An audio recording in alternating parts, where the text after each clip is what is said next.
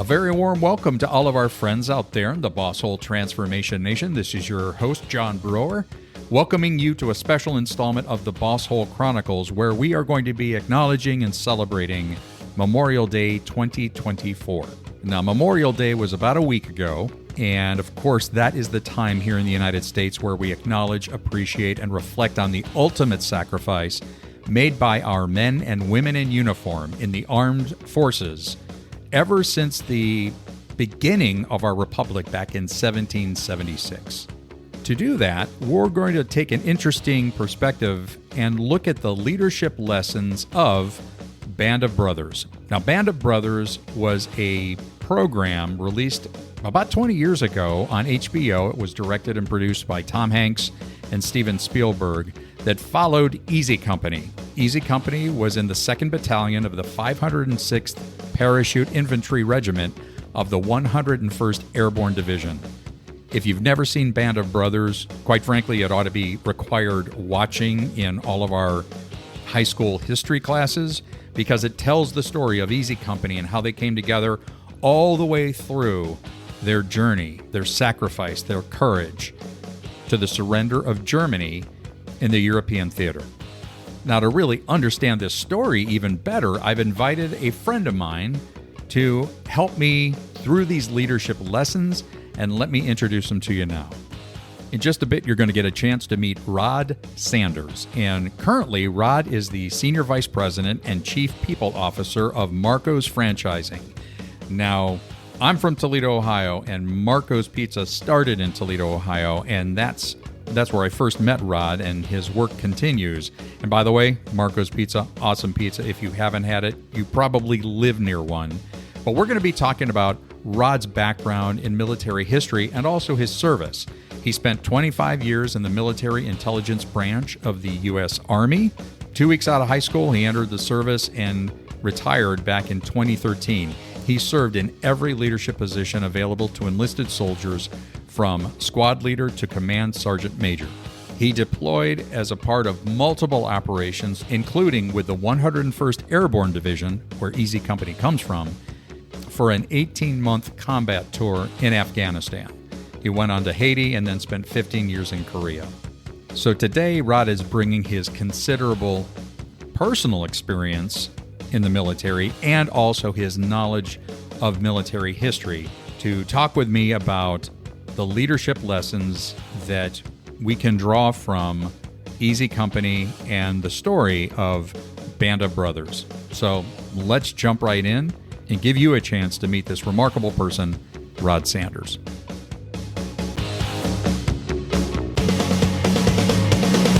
The Boss Hole Chronicles are brought to you by Real Good Ventures, a talent optimization firm helping organizations diagnose their most critical people and execution issues with world-class analytics. Make sure to check out all the resources in the show notes and be sure to follow us and share your feedback. Enjoy today's episode. Well, Rod, it is so good to have you here on the Boss Hole Chronicles. Welcome. Good to be here, John. Happy to talk to you. It's nice to have you. And our listeners know that you and I met a number of years ago when we started to do some work together. But since then, I've considered our conversation. I mean, you're just a good friend and a colleague and a fascinating individual beyond work, based on not only your years of service in the Army, and thank you for that, but also I kind of consider you in my circle a military historian. I just love talking to you about that. Is that okay for me to refer to you as that? By hobby, yes. By profession, no. But okay, fair enough. I love it. As you can see in the books behind me. Yes, I can.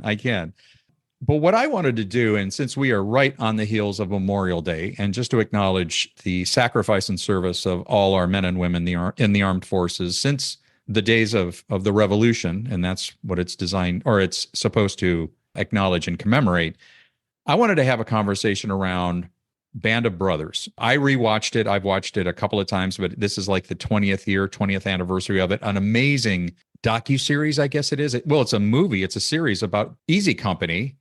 And you actually served in the 101st Airborne. Is that correct? Correct. Your roots are connected back to that.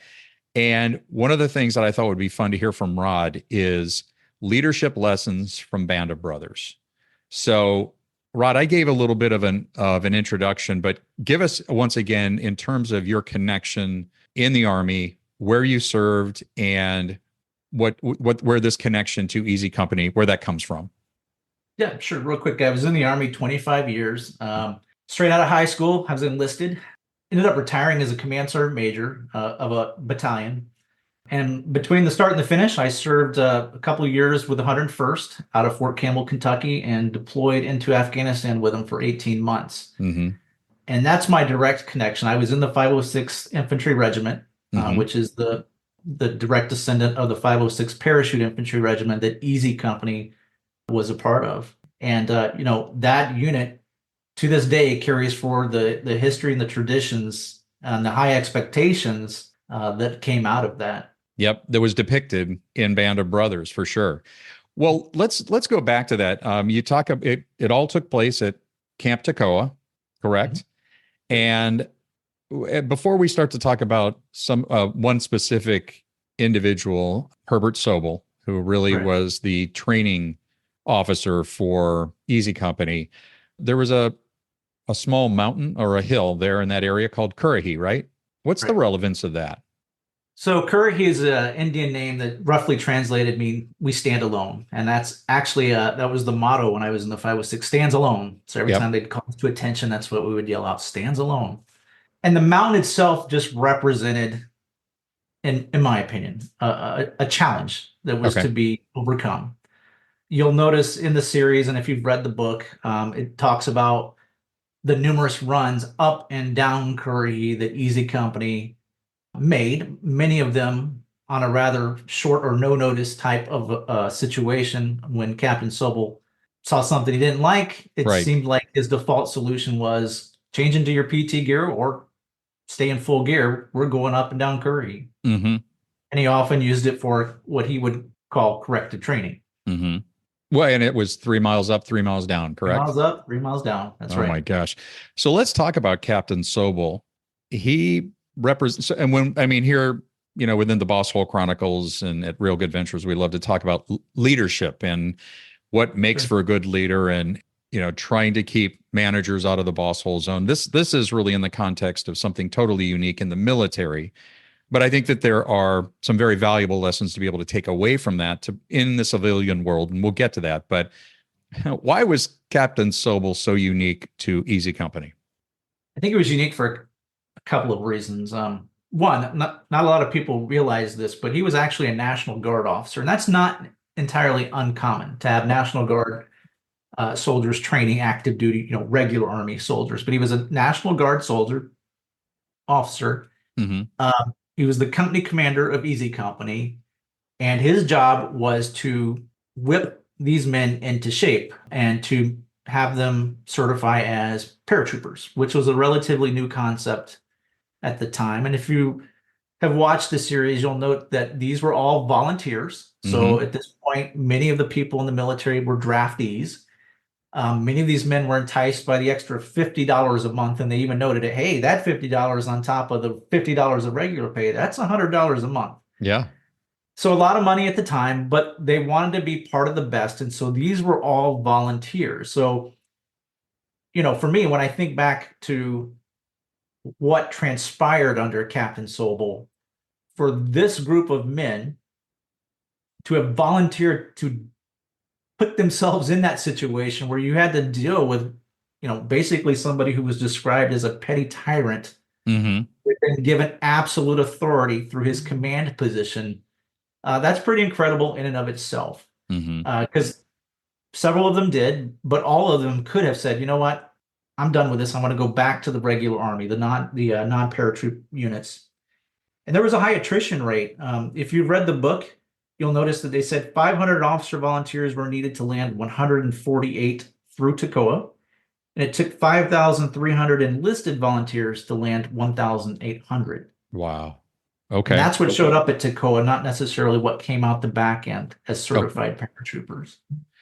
I found that part of the story to be so remarkable. I didn't realize how, I don't want to say revolutionary, but new a paratroop company was. Yeah. Because so this was really unprecedented. And of course, their mission was going to be to fly behind enemy lines Correct. because in anticipation of the landing at Normandy, just Mhm. to be able to, well, wreak havoc, begin to disarm the enemy from behind and the front of the enemy line hadn't been done before. A Yeah. lot. There was a lot that hadn't been done before because of the scale of that. Go ahead. What were you going to say? Well, I was just going to say, another big part of their mission was to secure key road junctions and bridges. Right. And that's important because if they hadn't, that would have just allowed or could have allowed German armor to push right up onto the beach and throw the seaborne landings right back into the ocean. Mm-hmm.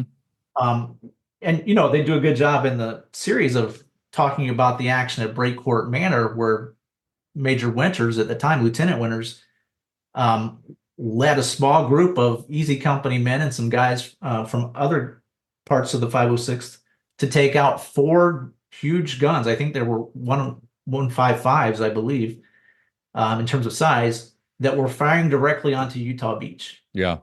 Yep. So we'll come back to that in just a second. Let's go back to Captain Sobel real quick. He was, I don't know, I know no other way to really say that. I mean, he was pretty much universally detested by the company, wasn't he? Yeah. Yeah.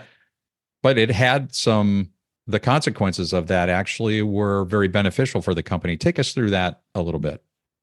Yeah. There's a book that Dick Winters, it's kind of like a biography, where he basically just says outright, I detested the man. Mm-hmm. Mm-hmm. There was a quote where it said, attributed to Captain Sobel, saying, "Look, in Easy Company, we don't lead by example. We lead through fear." Okay. And again, I referred to him earlier as a petty tyrant with absolute authority, and that can happen in a military environment. When you're in command position, you have absolute authority. And he was really into retribution. He didn't try to hide the fact that he was looking out for himself and his career. And the things that he did to these men in Easy Company, I have a hard time tying back to any real military value. But okay, except for the fact that in leading the way that he did through fear, he actually caused these men to bond right. and created a cohesion that is later attributed to, hey, this is what carried us through the hardest days of the Mm-hmm. rest of the war for Easy Company. By the time Easy Company had gotten to Bastogne, and immediately after Bastogne, they attributed the fact that they held together through the Toccoa NCOs, the non-commissioned officers that had come through Toccoa under Captain Sobel. Because the replacements that were coming in, both enlisted soldiers, but in particular the officers, they were unknowns. They didn't have Mm-hmm. the comradeship, and they didn't have the shared experiences and that bond of trust that the men had to develop to make it through airborne school under Captain Sobel. Yeah.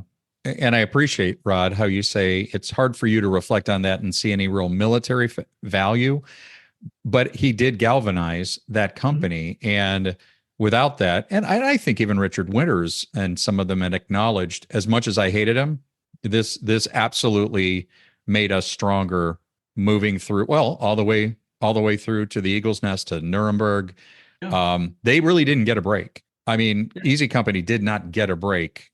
Something you shared before is, what was it? The effectiveness at that time of a soldier, was it about 90 days that you start to see a decline in performance? Is that right? But yeah, they exceeded that. Ambrose notes in his book that, most men are good for about 180, maybe 140 days, but on average, the peak occurred at about 90 days. Okay. And by January of 1945, Easy Company had been in combat for 116 days. So, well beyond that 90-day average peak, after which men just largely become ineffective over time. Mm-hmm. All attributed to the leadership or largely to the leadership of the non-commissioned officers that were a product of Captain Sobel's School of Leadership. Yeah, and if you read about those NCOs beyond the end of the book or the series, many of them had, is it promoted, or they were elevated into more higher levels of responsibility simply because of how well they performed in their service in the European theater. Yeah, if you watch this series, you'll probably catch on to this. But Carlton Lipton was a Hmm. sergeant, a buck sergeant at Toccoa. Yeah. By the end of the series, by the end of the war, he had been commissioned through a battlefield commission to a lieutenant. Hmm. But he was one of that group of non-commissioned officers that gathered together and said, I will not follow Herbert Sobel into combat. So they Yeah. all signed a letter saying, I no longer wish to serve as a non-commissioned officer in Easy Company. Submitted it to Colonel Sink, a Yeah. West Pointer. Yep. And Sink called them all in and said, get out of my face. I ought to have you all lined up and shot, but I can't spare you because we've got an invasion about to happen. Right. And so Right. he busted a few of them, sent some others to a different regiment, but those guys, Lipton, Garnier, all became key leaders for the duration of the war for Easy Company. And when you think about the contrast then of, so that clearly a no vote, I mean a no confidence vote in Sobel to follow Right. him into battle, because I mean again, he, as is depicted, he really just was not a battle ready leader back at Right. training, and that's ultimately where he went, right? Didn't Sink Yeah, moved after him? those non-commissioned officers said, I can't serve underneath Sobel, Yeah. Colonel Sink, the regimental commander, called Sobel into his office and said, you know, you've got the best company in the entire regiment, a fine group of men. I think your skills are such that the Army deserves to have you over here teaching doctors and a dentist how to jump out of airplanes, Yeah. which was a Yep. very soft landing for Sobel, but it was his way of saying, you're out of here. Yeah. Because as soon as he said it, as depicted in the series, Colonel Strayer, who was the battalion commander, opens the door, which is the signal for Sobel to get out. Yep. We're done. We're done. Yep. So contrast that then to Richard Winters, Yep. who came up through, in Easy Company, and who, by all accounts, this is my interpretation, a man of humility, a Yep. man of great insight and introspection. But Mhm. one thing that you said, Rod, is, especially when they were dropped and scattered throughout behind the front lines in Normandy into occupied France, they were all scattered.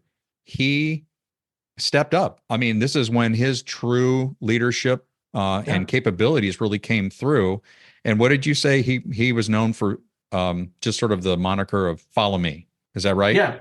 Yeah. Yeah. And if you were to go to the infantry school today, there's a statue out front, and at the bottom of it is just simply a placard. It's a picture of a soldier doing this. And Okay. at the bottom it says, follow me. So it's almost, it's the infantry motto, but Ambrose also did a good job. He pointed out that Sobel had the authority.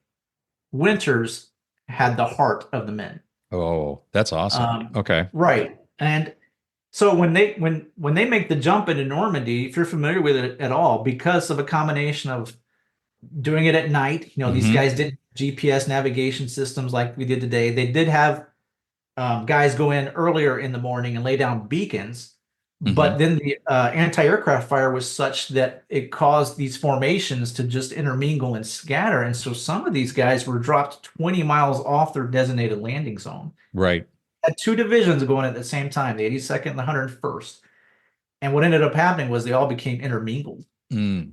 So, if you recall in the series, Winters lands. He's had all of his equipment ripped off by the prop blast. He's literally just got a knife that was stuck in his boot. Hmm. And right next to him lands a young enlisted soldier, wasn't even a sergeant, next to him, but from the 82nd Airborne. Hmm. And he Yeah. gathers together this small group of paratroopers, many of them not in his unit, and leads them on to his mission and accomplishes his objective, just Yep. as the others did. They cobbled together small teams and executed the mission. And Rod, you would attribute that to, this is all about the training and the preparation for D-Day. I mean, for the Yeah. for the lead up to it, in that no matter what you call it, it's called situational understanding, correct? Yeah. What does situational understanding mean in that circumstance, in the heat of battle? To a military person, situational understanding kind of has a unique interpretation, I think. I'm trying to incorporate this into my current organization through the leadership development programs that we're creating. But to me, it means if I'm the leader and I get taken out of the picture for whatever reason, in the civilian world, I get sick, I have a family emergency, I move on to another position. In the military world, it's more often things like, well, I get taken out of the picture. I'm Right. down in combat. I get reassigned, as happened to several of the officers in Easy Company. Well, the unit still has to function. The team still has to function. Mm-hmm. And so, yeah, one, you have to train your subordinates. It's not just a matter of identifying successors, but you have to prepare them to step into your shoes. In fact, in the Army, you try to lead 2 levels down. Mm-hmm. But for D-Day in particular, these men had sand tables. And basically, they were instructed to study these sand tables. And a sand table is essentially a mock-up, a geographic mock-up on a small scale of your area of operations. Okay. So somebody will go in and lay down, for example, a blue yarn to represent a river, red yarn to represent major highways, put little wooden blocks for buildings. It's basically just a mock-up of their objective territory. Okay. Everything from wooden blocks to buildings to, I mean, you name it. Okay. And you're looking down on it. And what you do is you study where your objective is, you study where the key terrain features are, key danger points, choke points, avenues of approach, and you rehearse your movement on that sand table to your Mm-hmm. objective. Well, these guys were told to make sure you know not just your mission, but the mission of the platoon to your left and to your right, Mm. if not even the company to your left and to your right, such that you could draw those features out on a piece of paper from memory. That's how well you were expected to know that terrain and your mission. And had they not done that, given what happened when they actually jumped into Normandy, where they all got intermingled, Right. some of them were 20 miles or more off their landing zone, you might have had a case of, well, what do we do now? Yeah. I don't know where I am. I don't know what my mission is. And now you're with guys that weren't even in your unit. Yeah. Yeah. Completely different mission. So this ended up happening again and again in small groups throughout the airborne area of operations at D-Day. And, fortunately, they were able to, for the most part, reach their objectives and execute on it. And we know in the case of Lieutenant Winters, he had to make it to an area near Causeway Number 2 to take out some guns that were firing on Normandy. Yep, which he did successfully. And as the story progressed, you saw how his company started to come together. They started to find each other. Right. And there was a little bit more structure and organization. But even and again, you're saying this, and I'm thinking of circumstances we're experiencing right now with some of our clients. And I do not mean to minimize the intensity, the magnitude of battle, being in a firefight, to what goes on in the corporate world. But when you start to think about situational understanding and awareness of what other people are doing, how often do we hear, well, we kind of operate in silos? So had they not done that, it would have been literally silos within the military and people standing around not knowing what to do, because I don't know what your mission is. That is just sort of a light bulb going off. And if I may, one other, because I think this is going to take us to our last point about, which is so critical in the military, as you've shared, growing your replacement, which is not happening in the civilian world as well as we think it should. One of the things that stands out for me is in working with, and this has happened, we have something we go through with organizations called an organizational rebuild. So we work with the senior most officer, the executive team, to say, they say, well, we're growing and we can't stay here. We want to get there. And so we help them in that process. Well, part of that process is equipping those people that will be in charge when you get there. It's not you. And for some CEOs, some executives, that's an area they don't want to talk about. That's an area that's really hard, because it's like, I'm giving up control. I am handing this off. It's like, well, yes, you have to do that, because you can't. I hate to say, I hate to use the example, well, if you walk out and get hit by a bus, I say, well, what if you win the lottery and you decide to travel the world? Who is going to step in? I think where you talk about in the military, training 2 levels down and being prepared for that, this is all around preparing your replacement, right? Yeah. So how is that at the heart? Tell us about how critical that is from a military context, and how we can pull that forward to today to help, even in the civilian world, understand how critical that is. Yeah. in a nutshell, in the military, you're expected to train your replacement. In fact, kind of considered incompetent if you're not training your subordinates to step up and step into your shoes should you go down. Right. It's not uncommon, for example, to have a buck sergeant, a sergeant E5 in the Army, have to step into the role of a staff sergeant. It's a little bit less uncommon to have them step into the role 2 levels up to a sergeant Right. first class, but it does happen because the mission has to continue. And even when we go into missions, there's this big, long planning process that takes place. But even down at the lowest levels, like at companies, for example, there'll be an operations order that comes out that lists everything that has to happen. Hmm. And towards the end of that planning document or operations document, talks about the chain of command. It will say, for example, Captain Sobel will be in this vehicle. Next in command will be Lieutenant Winters, who will be in this vehicle. You'll know Hmm. what order the vehicles are in. You'll know where your medics are, where your heavy weapons are located. And so, it basically just becomes second nature to anybody that stays in the military over a period of time. Hmm. Um, that is not second nature so much in the corporate world Yeah. as I have learned. What strikes me is the biggest difference, and this again, this is my opinion, but and I kind of get it, but in the civilian world, when you tell a leader, "Hey, I expect you to train your replacement," well, the first thing that pops into a lot of leaders' mind is, "No, I don't want to do that because I might train them to the point where they take my job away from me Right. Yeah. or prevent me from getting promoted," right? Right. So it's a different expectation altogether.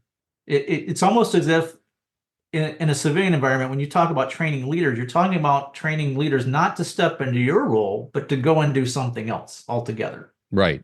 Right. This is a part that I know that when I got into management, and I had some great mentors that I had one that said, listen, number one, your number one responsibility is to develop other people when you're in Right. management. We talk about that all the time here on the Boss Hole Chronicles, obviously. But the other part is equipping somebody to step into your role. And I mean, I think it's fair to say that not everybody is equipped or even desires to be in a leadership role. That's okay. We need we need individual contributors. I mean, I would say that we need soldiers who are Mhm. going to serve, and we need leaders within our platoons, within the ranks of the military. Not everybody is equipped for that, but a good leader, I think, absolutely in the corporate world needs to be figuring out who can I develop or what people in on my team have the desire, have the capacity, have the interest in growing to eventually perhaps step into my role. And I Yeah. and I think there's a scarcity mentality for a lot of boss holes, if you will, out there that are saying, "Why would I do that? I want job security." Just like you said, Yeah. why would I train my own replacement? That's almost like, again, when you talk about Captain Sobel being very much about himself. Now, the unintended consequences, he created one of the most decorated and honored units in the Army at that time, obviously, but he was all about himself. I don't ever think he was thinking, well, that Richard Winters, I want him to step into a leadership role that just was not conveyed in the story. Does that make No. sense? Yeah. In fact, it's not explicitly said, but if you read between the lines, when Colonel Sink handed Captain Sobel first lieutenant's rank insignia and said, "I was Yep. thinking about giving this to Winters today, but why don't you do it? He'd appreciate it getting it from you." The look on his face was like, because he knew the Yeah. men respected Winters. And, he even at one point tried to get Winters to accept 60 days restriction to the base in England. And Winters called his bluff and said, "No, sir, I'm going to take the court martial Yeah. option." And Yeah. that's what led to the stink where you had non-commissioned officers say, "Look, they just assigned Winters to the mess hall. He became the guy in charge of preparing meals Yeah. for the company. I am not following Sobel into combat."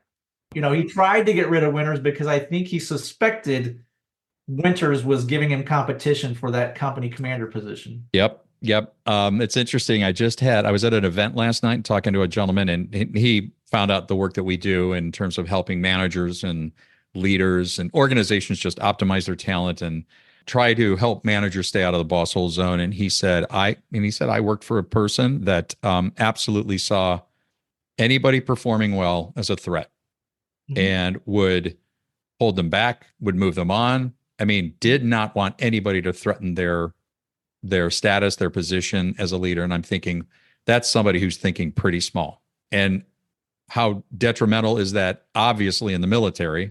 And because now lives are at stake. Right. And then we think about in the corporate world, how that narrow way of thinking about being a leader or a manager absolutely holds back what could be incredible success when you're putting yourself against the development of others. So, you're putting. I do see a lot of, or I'm aware of organizations that will go through the exercise, for example, of identifying potential successors. Right. But there's a difference between identifying a successor and activating or preparing that successor. And that's where a lot of organizations just stop. Yep. Hey, Rod, you're going to be the identified successor for Bob, but then you don't send Rod to any kind of training, don't give me any education.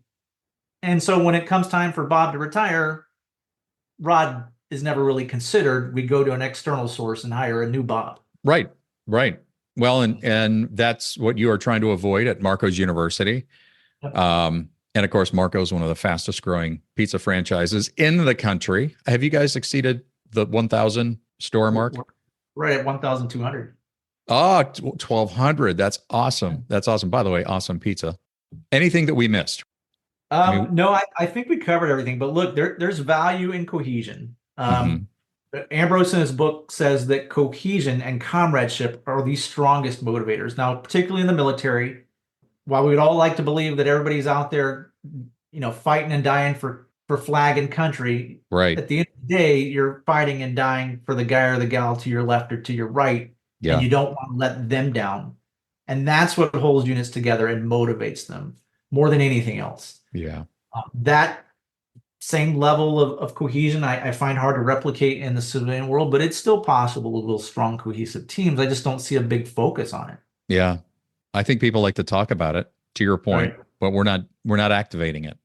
Well, Rod, thank you for this. I am so glad we had a chance to do this. Again, I value your insights. I've always enjoyed our conversations about our military history. And again, thank you for your service. Thanks for joining us, and we'll see you next time on the Boss Hole Chronicles.